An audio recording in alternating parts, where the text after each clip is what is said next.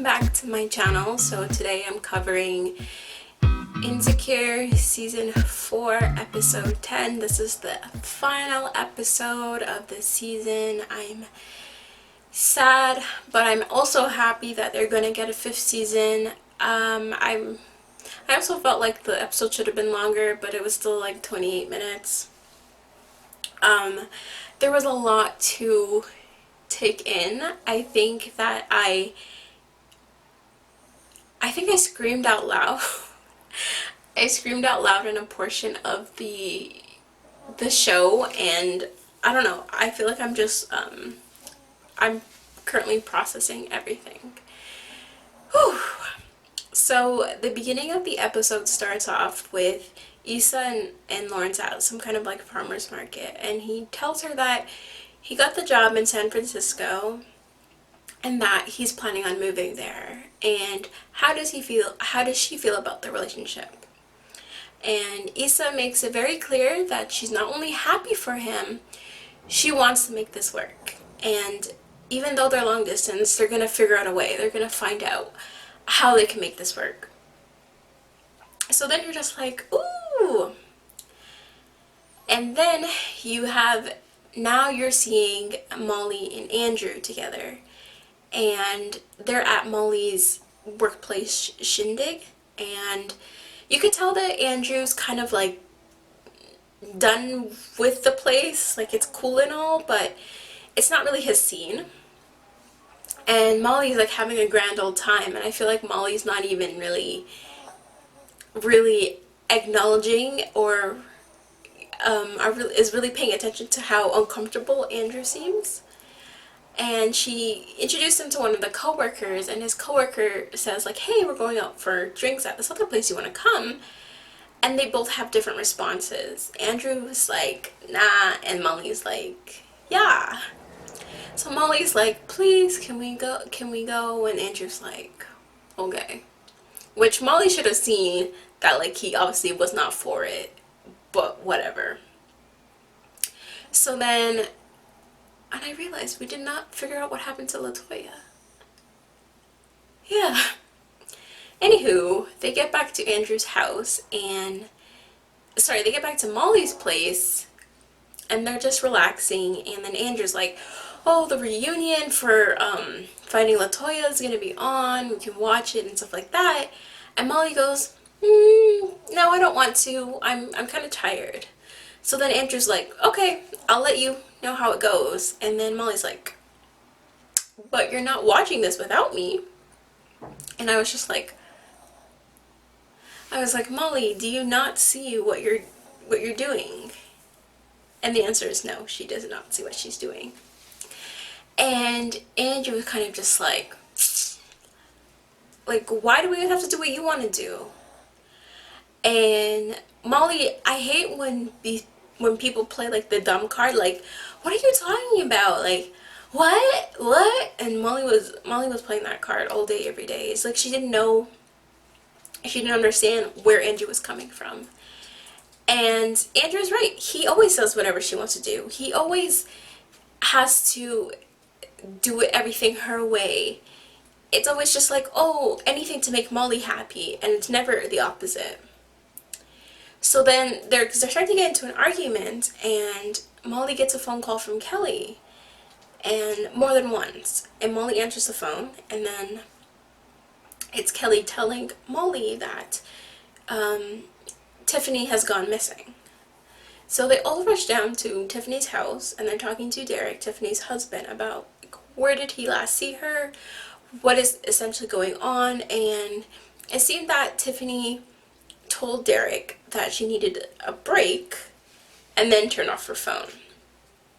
I don't know why the whole movie theater thing was, maybe I wasn't listening as like why he was like so fixated on this movie theater, but they were trying their best to comfort him and try to figure out what's going on. So she wasn't at the movie theater, but they were able to figure out that she went to a restaurant. From the restaurant, they were able to get some security cameras and see that she had took a bus. And then they eventually found out that she was at a hotel. So on their way to the hotel, Derek is just beside himself. He's heartbroken, but he's very, very understanding, and that she's been going through a lot, primarily postpartum depression, even though they don't say it. It's implied. And she just came to a breaking point, and she felt like she couldn't talk to anyone about it, so she was just kind of exit the picture.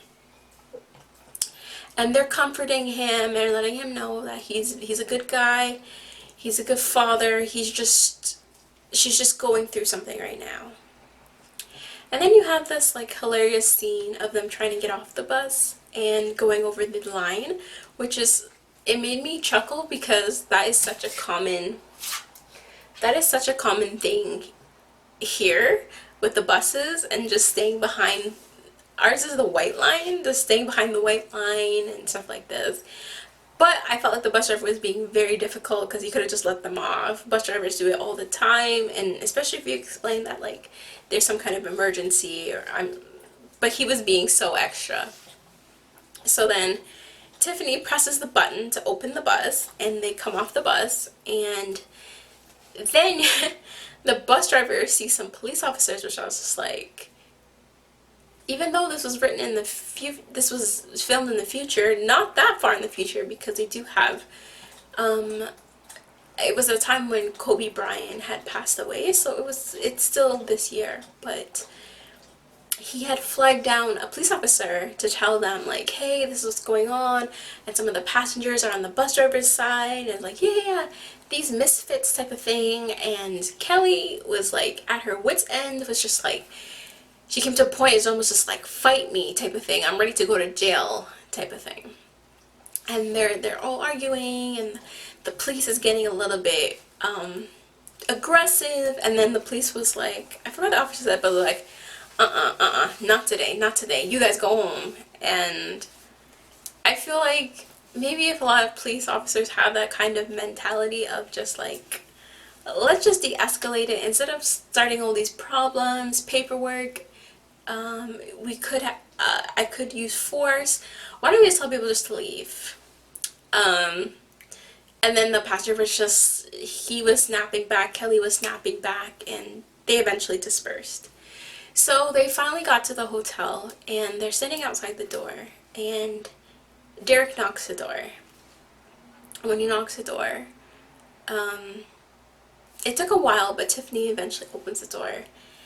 And this moment made me kind of like tear up. I was just like, he's so understanding, because he could have opened the door and said, B, where have you been? What about your child? Blah, blah.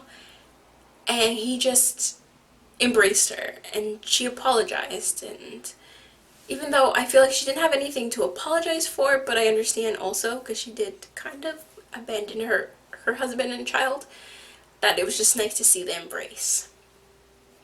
So fast forward to, I guess, another day, and Molly's at Andrew's house, and they're talking and stuff, and he's concerned about like Kelly and stuff like that, and he's asking her about Tiffany. Sorry, did I say Kelly? I meant Tiffany. And so then Molly has the nerve to say, okay, so why don't we just continue where we were talking about last time, so we can make sure that we're on the same page, and blah blah blah blah. And I saw Andrew, and Andrew's face, his facial expressions were just kind of like, and he explained to her, and I felt like he did it in such a good way that made his point come across without being like, you're controlling, it's your way or the highway. And I felt like Issa wasn't really, sorry, why do I keep saying Issa? Why do I keep mixing people up? I think Molly wasn't really receptive to what he was saying. She was on the defense, and she wasn't listening. She was kind of just defensive about everything. And the way she let Issa down last episode was the way that Andrew was letting her down, type of thing. And so at this point, I don't think that they're together anymore. which I'm happy about, because Molly needs to get herself in order before she goes and tries to start a relationship. So then you have Issa visit Nathan at his barbershop to look at potential space for her new event. And she looks at the space, she really likes it, and Nathan apologizes for the way he was acting towards her.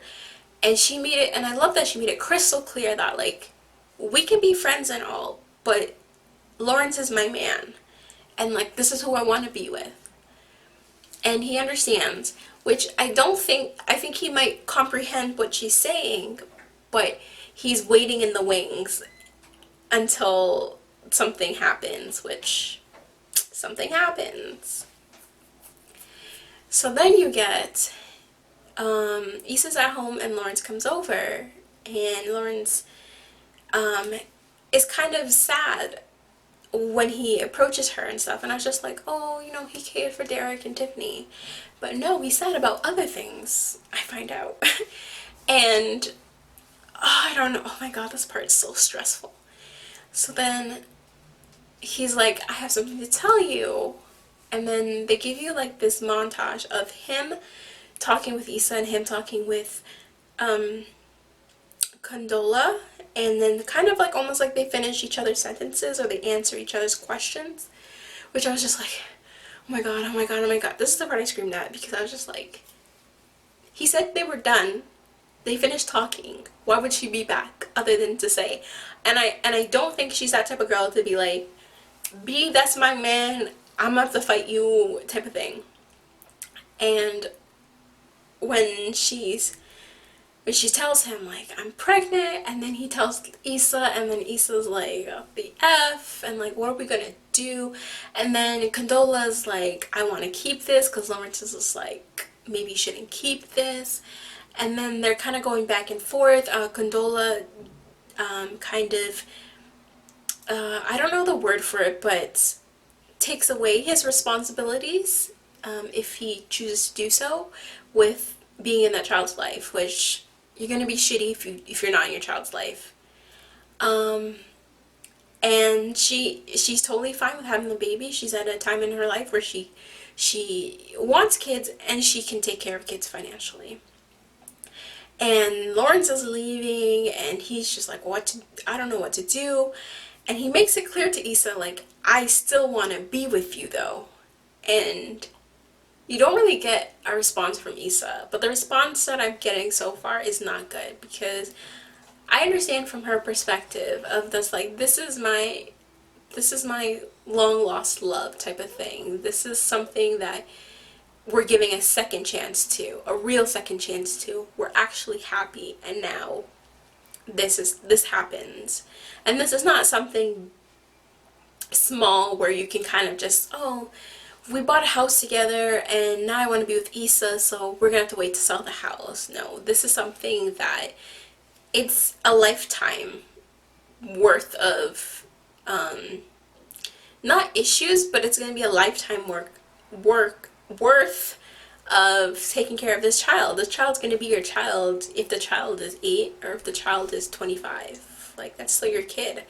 And you might not be with the mom, or you might not want to be with the mom, but your current girl, would want you guys to have a kid together, and for the first time, and you guys are not going to get that because you got it with someone else. And then, like, you never know, there could be additional feelings that come into the picture, because he's seeing, it might change his mind seeing a child grow within this woman and see her change and stuff.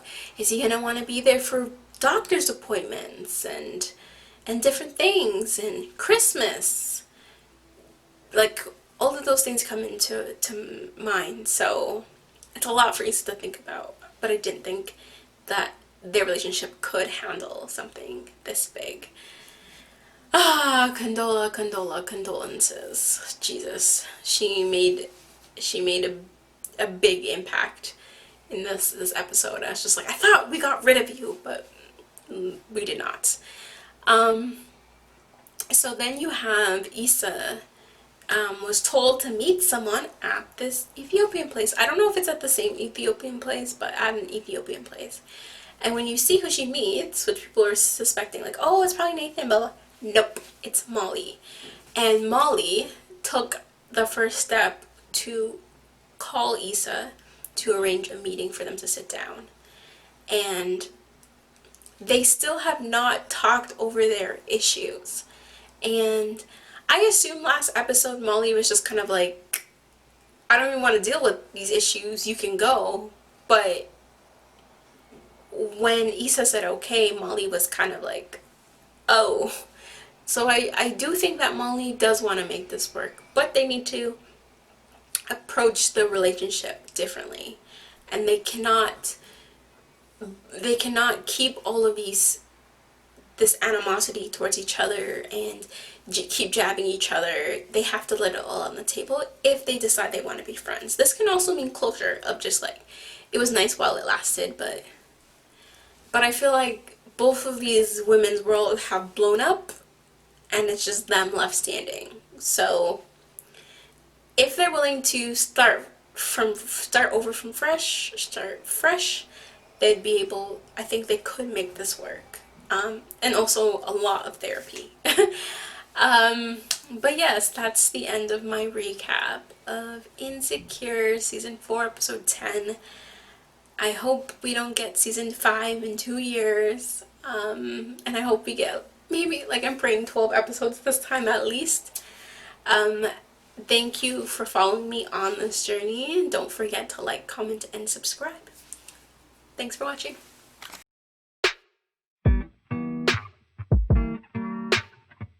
Yeah.